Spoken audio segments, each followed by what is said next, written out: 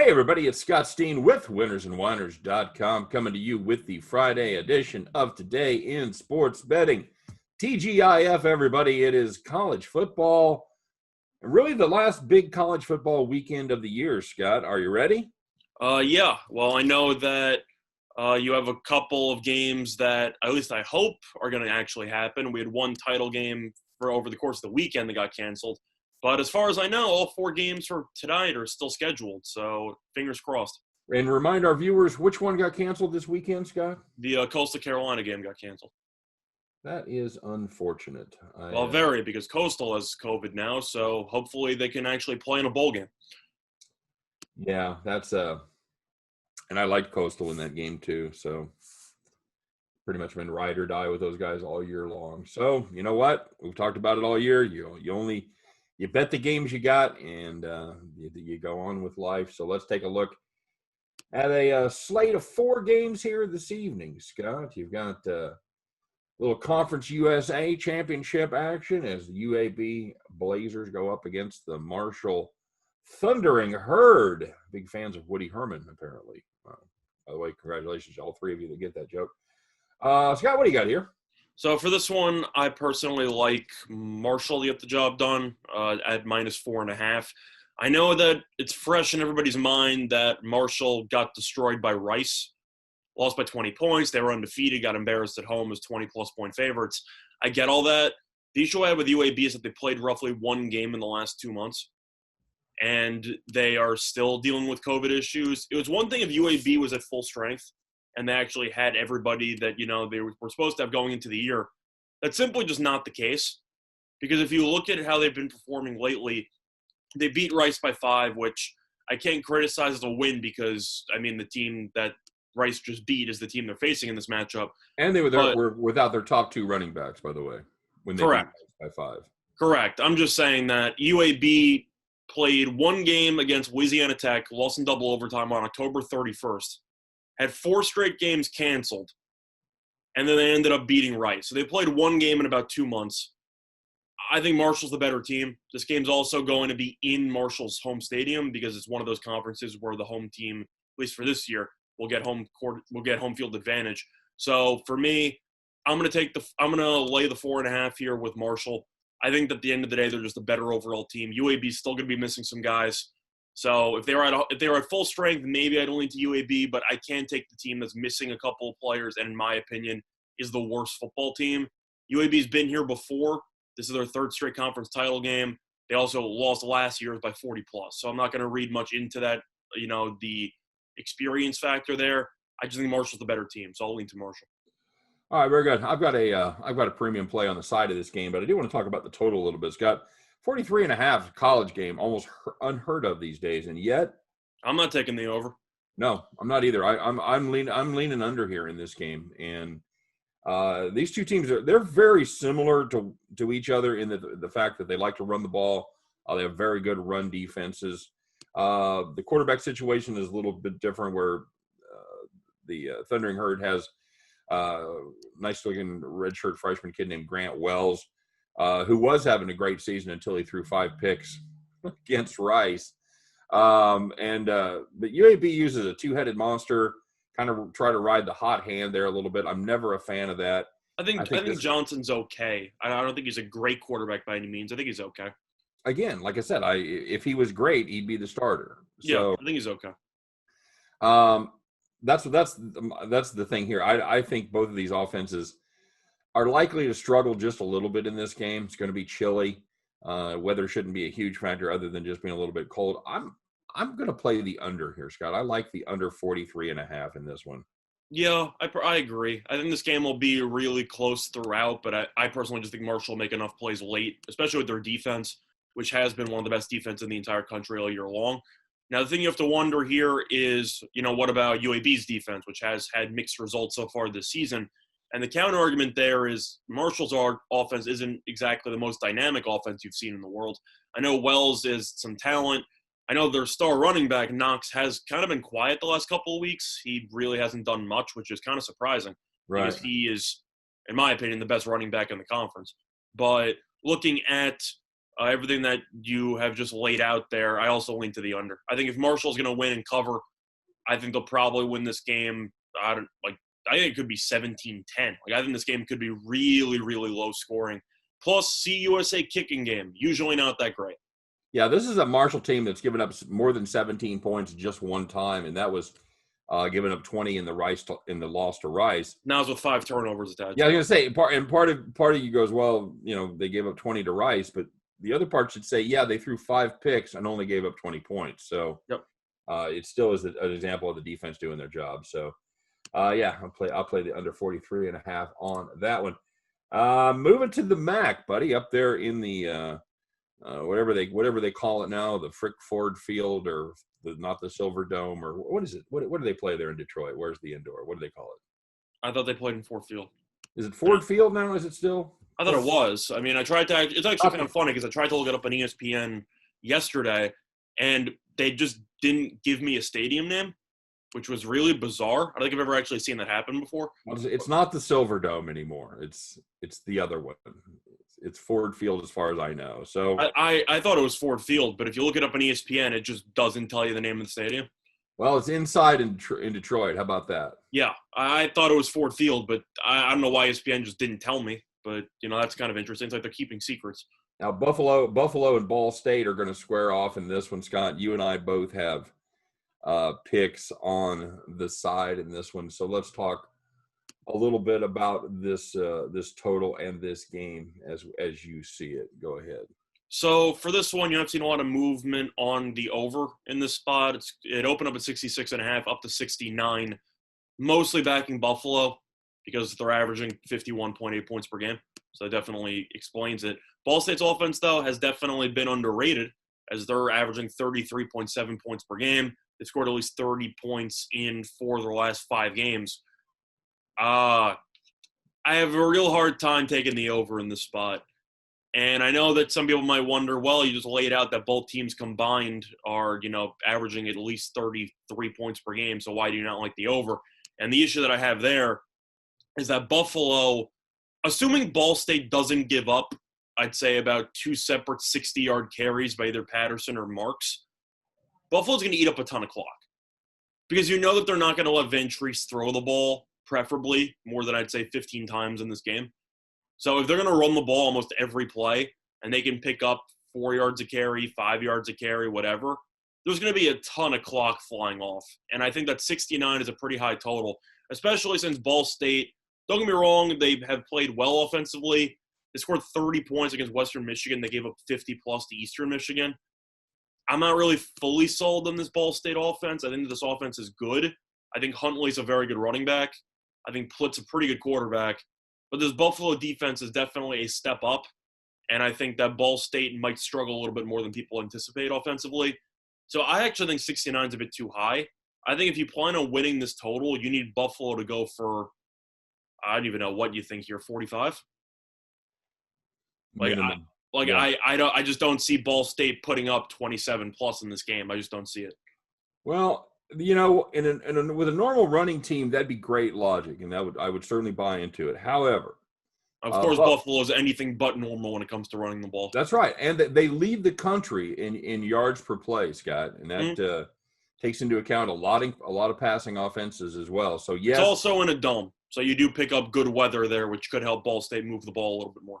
Correct. So the problem that Buffalo has is a problem that a lot of teams, good offensive teams run into occasionally, is they sometimes almost score too much and score too quickly. If that makes sense, it puts their defense back out there without a proper amount of rest. So by the fourth quarter, you've usually got a big lead, and you've either got a gas defense or you've got a lot of second and third stringers in there. I can't get away from the over in this one, Scott. I think Buffalo is going to be right there with their season average, somewhere between. I think they're going to go 42 plus, and I think 42 plus will get us there without a problem. Yeah, it wouldn't surprise me if the over hits. I just think that at this current number, I think it's a little bit too high. But I can't blame you when Buffalo's averaging roughly 52 points per game. Okay. It's definitely probably the game I'm looking forward to the most of this one. That'll be because since these games are almost all at the same time, it will be the game that I have on my main. I'm shocked you're not going to be considering to talk about the next game we're going to be mentioning. Yeah. I feel like this game is just completely out of place, and I find it hilarious. You look at all these other games, like, all right, you got a conference title, and a conference title. Right. How about Nebraska-Rutgers? They're like, all right, let's just throw this game out there. I'm like, sure. All right, cool. I get to see Scott Frost against Shiano. Sure. I'll remember to not put that game on ever. Well, it'll be nice to tune in to see Scott Frost coach his last Division I game. So, I don't think it's his last Division I game. I think it might be his last Big Ten game if they buy him out. He'll 100% get another job at some non-Power 5. His last Power 5 conference game. Yeah, I think you'll agree with that. He would definitely be fine with another Group of 5 job. Yeah, he's got one more stop on the ladder down before he becomes he kind of has to. He was too successful at UCF. I think he kind of just has to get another spot at a non-Power 5. Yeah. Anything good to say about this Nebraska team at all? They lost to a Minnesota team last week that was down 33 players. I can't really say anything positive. They beat Purdue. Also beat Purdue, Rutgers. So I'm not really buying much into that. Truth is, I actually like Rutgers plus the points here. I know the spread's gone up from -5 to -7 or so. It's 6.5, but you can find 7 if you shop around. I actually like this Rutgers team, not because that they're really any good. I just think Shiano is actually a really good football coach, and people just don't realize because he comes with a ton of baggage. Mostly just personality-wise. He also has a checkered past that people, which was why he didn't end up getting the job at Tennessee a couple years ago. But you look at Shiano coach, he's made this Rutgers team watchable, which is something that hasn't been the case in I don't even know how long, since the last time he was there. I mean, since they've joined the Big Ten. I was going to say, Shiano's been just such a significantly better coach than Scott Frost this year.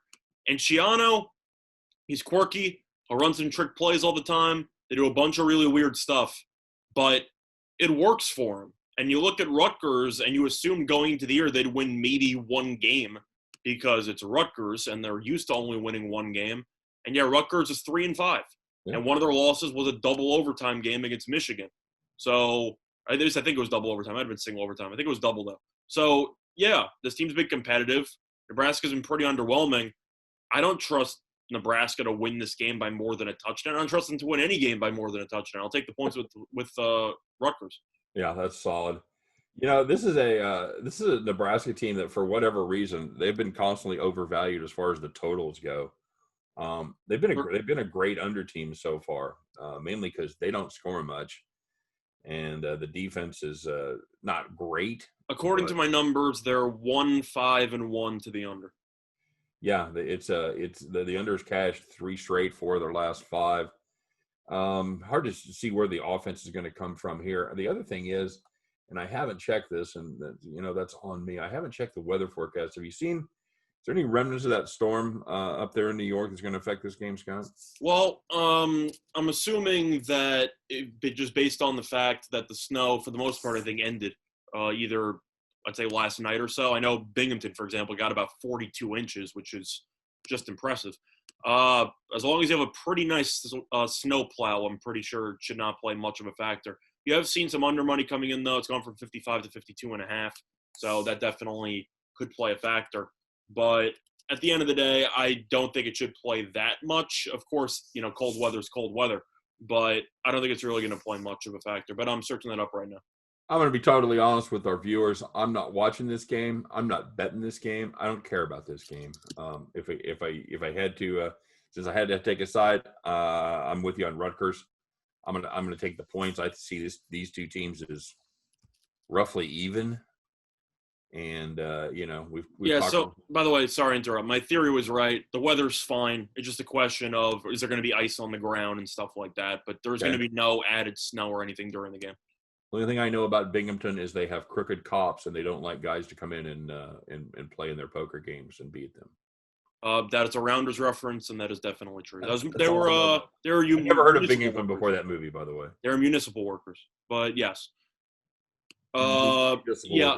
Very Do you nice. agree with my points on Shiana, by the way? I know that people don't really talk about him that much when it comes to being a quality coach. I don't know how you don't look at what he's done this year and say he can arguably win Coach of the Year in the conference. Like, has there really been a coach that's done a better job this year in the conference, besides, of course, Ohio State being the classic answer? But everyone else has been awful. Iowa, Uh, maybe? in the conference you're talking about? In the conference. Like, if there was a Conference Coach of the Year award, you could probably argue Ohio State, which I don't think should count because they missed the game and they still won by 40. You have Iowa, and you have, you have Rutgers. In terms of Coach of the Year, I think it's a two-horse race pretty much. Let's see. Sonia Henney's out. Every other Big Ten team's kind of underachieved. It's not going to be Lovie Smith, do you think? Well, he doesn't have a job anymore, so that's not going to be him. It's not going to be Paul Chryst from Wisconsin either. I mean, Minnesota's been awful. Penn State's been awful. Not going to be Harbaugh, I'll tell you that much.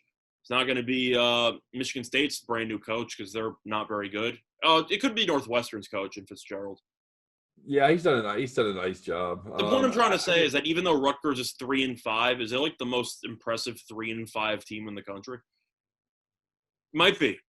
Well, it's probably certainly the most unexpected, like just overachieving 3-5 team.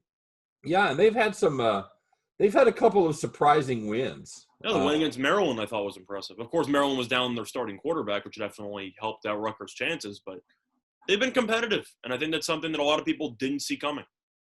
Yeah, I agree. I agree with that. If they would have been able to pull off the game against Michigan, that would have been something. So definitely.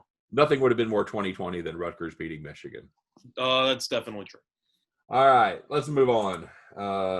Talk about what should be the late game. It starts at 7:00, so yay. USC and last minute addition, Oregon. As Oregon is a last minute substitution in this game. I still don't know exactly how that worked out. It was basically a tag team effort where Washington was number 1 in their division. They were all basically sick with COVID. And then it was just like, tag team, bring in the second team. You think the Ducks are sitting around going, we got nothing to do Friday night. We could play. Well, the truth is that you have to look at just what this team's expectations were going into the season. This team really was just expected to potentially win a conference title, potentially compete for a championship. Yeah, they were top and you 5. had about 5 to 10 players opt out who definitely would have had an impact. I know Sewell's the main guy, the offensive tackle, who's supposed to be one of the best offensive tackle prospects of all time. I don't know if he's that good, but either way, it definitely would have helped to have him on the offensive line. So Oregon now gets to check something off of their bucket list, which is win a conference title game, because it was a disastrous season. I have a rant on Cristobal in maybe 5 minutes or so, and I think you know where I'm going with this one. But I'm going to link to USC. I despise this team. This team has burned me countless times because this team will look really awful for about a half or 3 quarters and then pull some pixie dust out and somehow win games in the fourth quarter. You're talking about USC? I'm saying talk about USC. So I don't like betting on this team. I'm going to bet on them. Is that what you're saying? I don't like betting on this team. I really don't like this Oregon team, so I got to take USC. This Oregon team shouldn't even be here. This team lost to California, and this team just isn't good. And Cristobal, I'll let you go before I rant on Cristobal. No, go. Okay. Well, you know where I'm going to go based on the news that happened yesterday. Yeah, I know. I'm with you on USC. I think Slovis is probably going to be the best player on the field. I didn't want to like him. I didn't want to like him. I thought there was a lot of hype to him. I didn't think he was going to be able to live up to the hype. But I'm a fan. And before you ran, are you a fan of Slovis? He was actually going to be my sleeper pick to win the Heisman before all the shortened games and all this other stuff. If it was a normal season, I might have had a sprinkle on him at maybe 25 to 30 to 1. Right. Maybe. I thought that with Graham Harrell being the offensive coordinator, the former Texas Tech air raid guy, they would just chuck the ball around the parking lot. Slovis is one of those quarterbacks who I think is kind of a mixed bag. When the highs are high, the lows can be really low. And he had some pretty bad games against Arizona State and Arizona to start the year before he picked it up in the second half of those games. And, Well, yeah, plus you should 3 qualify it and say that he had bad halves. No, that's what I'm saying. I was saying the first half of those games were not great, and then he found some magic in the fourth quarter of those games. But I think he's good. Don't get me wrong, he's still young, so he definitely still has some time to progress. And I think the system definitely helps boost his numbers. But, I think he's good. I think Oregon's quarterback is actually pretty underrated. He's actually one of the only players on the team that I actually like Oregon's quarterback. Okay. You think they have anything? You think you think they're going to have anything for this USC defense? Well, hell, UCLA had something for USC's defense, so I think that this game will be high scoring. I can understand why the money has come in on the over. Oregon's defense has been disastrous over pretty much the entire year. They gave up 21 points to California in their last game, which, don't get me wrong, doesn't sound like many, but California's offense was broken all year long. USC scored at least 33 points in each of their last 4 games. Oregon's defense can't stop the run. Now, I know that USC is going to be down the starting running back. I'm not going to read much into it because USC does have about 3 running backs they rotate in and out, so I think they'll be fine. But looking at this actual matchup here, I'll lean to USC. I don't like Clay Helton, but wow, I don't like Cristobal in the middle of close games. So I'll take USC. All right. Yeah, I will too. I will. I'm gonna fade that Oregon defense that's definitely had some problems. They gave up 41 to the Beavers, dude. 40, Not good. 41 to Oregon State. Yeah, like I said, 21 to California. That's been just a shadow of their former selves. So I'm with you there as far as USC goes. I think the value has gone from the total. It certainly could go over, but I think the value. I think that ship has sailed at this point. Yeah, I think the value's drained. All right, go ahead and do your rant, buddy. All right. So, my question for you. Oregon won the Rose Bowl last year, beat Wisconsin. They also made Herbert look like a very, I'd say, underwhelming quarterback, and now he's lighting up the entire NFL. So I don't really know what they were doing with him last year in college. Oregon this year was projected to potentially win the conference title and to potentially make the playoffs. They started 3-0. They lost to Oregon State and California. Both teams not very good. Oregon's response, let's give Cristobal an extension. What are we doing here? Do people not realize that Cristobal in-game might be one of the worst coaches in America? I don't understand how he gets recruits. He's that bad in mid-game coaching adjustments. He's awful. If you watch him, just with whether it's play calling, which he's sometimes involved with, of course, whether it's just schemes, halftime adjustments. I don't know how he recruits anybody. This guy's awful. Well, there's a lot of other things that go into recruiting at Oregon, and one of their big things is they're tying with Nike. Yeah, definitely. I'm just saying that I think Cristobal limits the success of that program. It reminds me a lot of Penn State with Franklin. How Franklin, no matter on, they'll win games. They'll be competitive. They'll maybe occasionally make a conference title game. But in a big game, he's going to come up short. Yeah. And that's what Cristobal is. He's just he's a coach who might get you to, I'd say, a decent bowl game or a conference title. And if the game's close, he'll find a way to blow it. I don't think Nike and the Ducks boosters are getting their money's worth of what they're paying for these players. Oh, I'm sorry. Yeah, that's fair too. I just don't.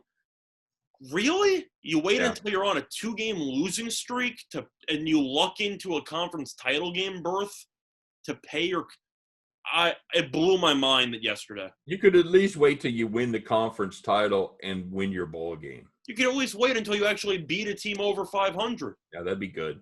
I mean, you're looking at who they've played this year. I think it's safe to say they've had a relatively easy schedule up to this point. They're still 3-2. Yeah. I mean, you look at who they've played. They beat Stanford, awful. Beat Washington State, not good. Right. Beat UCLA, which is at 500 or so. I Barely. believe they are. UCLA, I think, is not that bad. But they beat UCLA with a backup quarterback.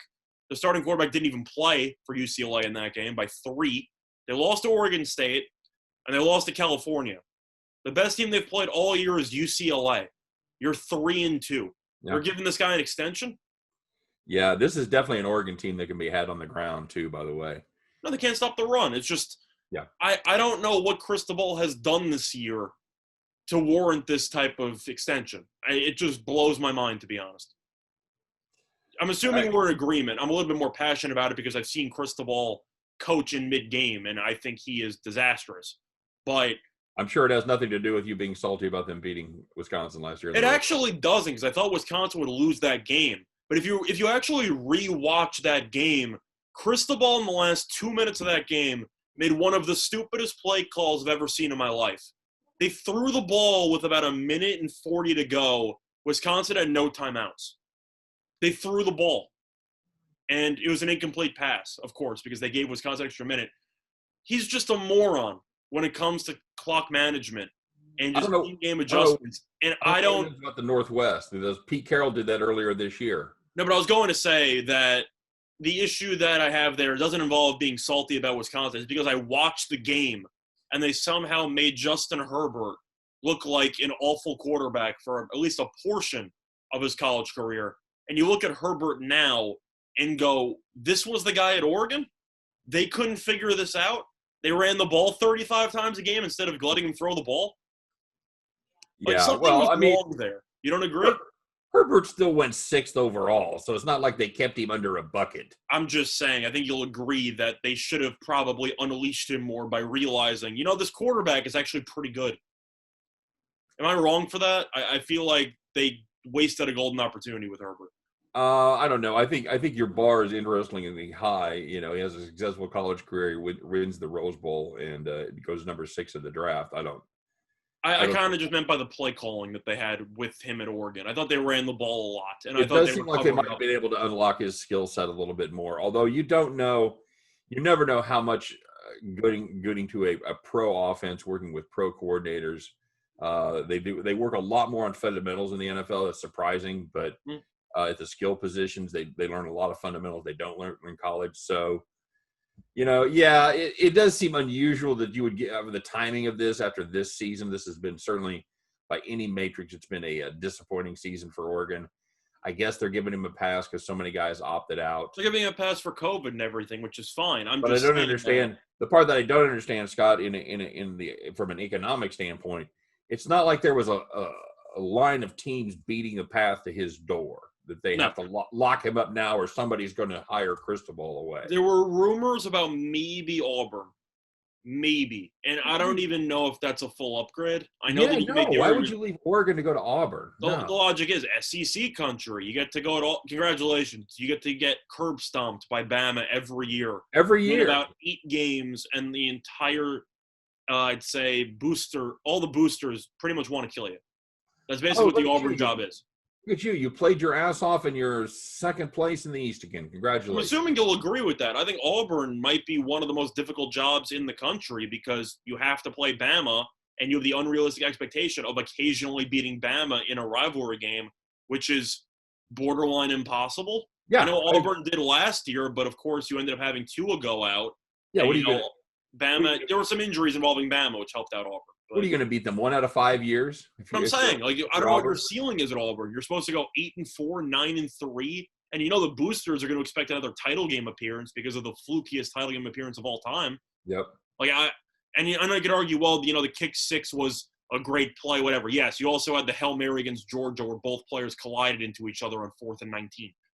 It was a miraculous season that they made it to the title, and now it's set up unrealistic expectations. So I don't think Auburn's an upgrade over Oregon. No. I know the Pac-12 has been underachieving, but that could work out to your favor. Of course. So you have an opportunity to dominate your conference, go to the Rose Bowl or the playoffs every single year if you're at Oregon. Yeah, I don't know what your ceiling is even if you are Auburn. You're not going to the Sugar Bowl. You're not going to a playoff berth. You're going to have to settle for a third string SEC bowl game because you're not finishing top 2 in that conference. I'll tell you that much. No, you're not. You're in. Even with Jimbo now, I don't like A&M, but that's kind of a bit of a 3-headed monster plus Florida.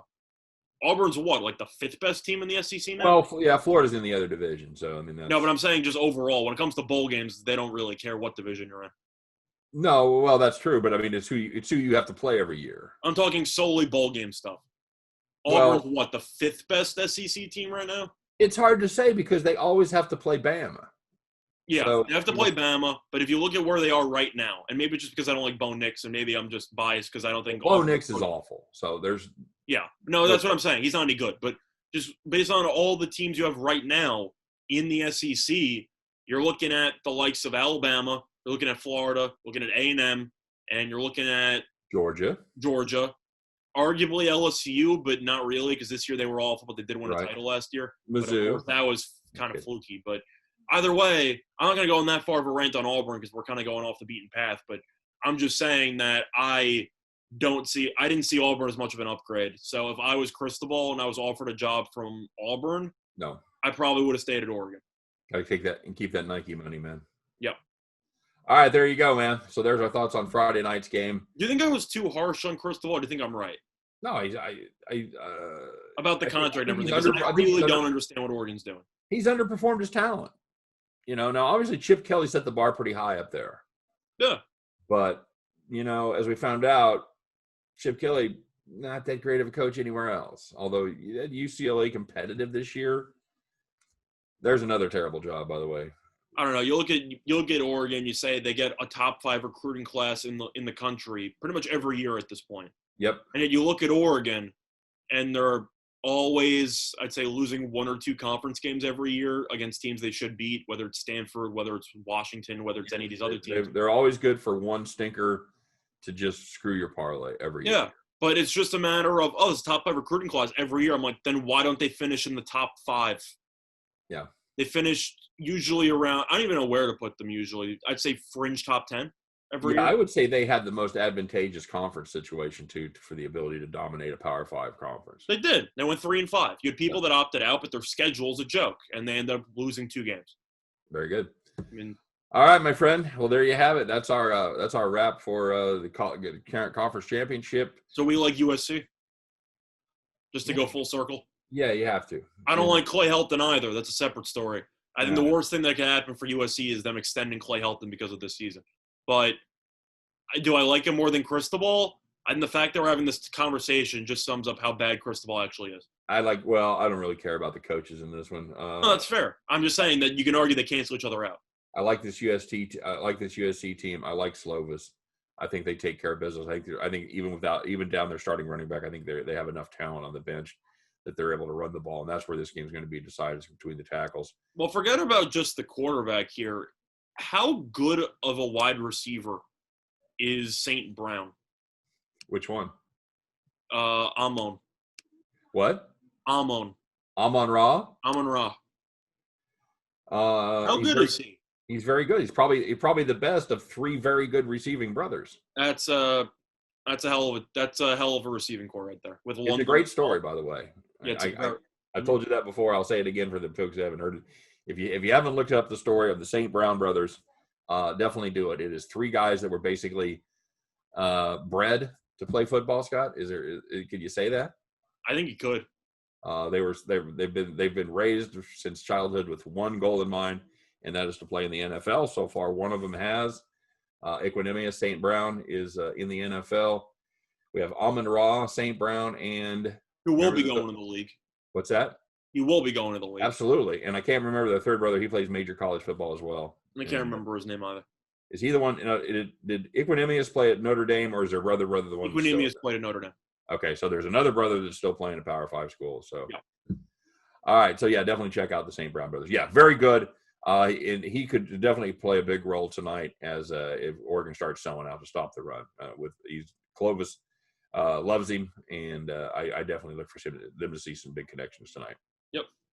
Yeah, thanks for reminding me to come back around and talk about the St. Brown brothers, because that's one of my favorite stories. So, All right, brother, there you go. So that's our look at the 4 games tonight: 3 conference championships and 1 most definite not conference championship, Nebraska and Rutgers. So enjoy the games, guys. It's going to be a good Friday. It's going to be cold out there. A lot of you got some bad weather. You're snowed in.